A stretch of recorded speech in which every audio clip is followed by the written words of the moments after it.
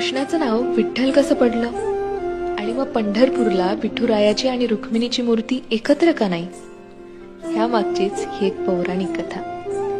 कृष्ण निजला निवांत, आठवली त्याला राधा, राधेला केले जादूने जिवंत, जणू काय झाली त्याला प्रेमबाधा.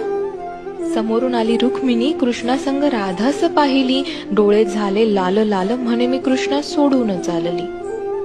कुठे गेली रुक्मिणी कुणास बाई ठाऊक, कृष्ण भटकतोय तिला शोधत, होऊन व्याकुळ भाऊक. पोहोचला बाई कृष्ण शोधत तिरी चंद्रभागेच्या, आणि रुक्मिणी दिसली दिंडी रवनात पंढरीच्या.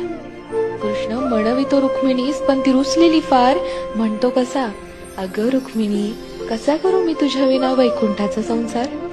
रुक्मिणी नाराज, त्यातच कृष्णास आठवे भक्त एक थोर, नाव त्याचे पुंडलिक, लय गुणाचं ते पोर.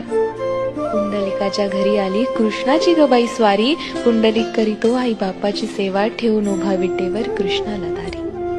वाट पाहता पाहता कृष्णाची मूर्ती राहिली, विटेमुळे विठ्ठल त्यासी प्रचती जाहली. 28 युगे झाली लांब उभी राहुनी, रुक्मिणी रुसवा तो धरी, अवघ्या भूमंडळाचा संसार बघत विठ्ठल उभा विटेवरी.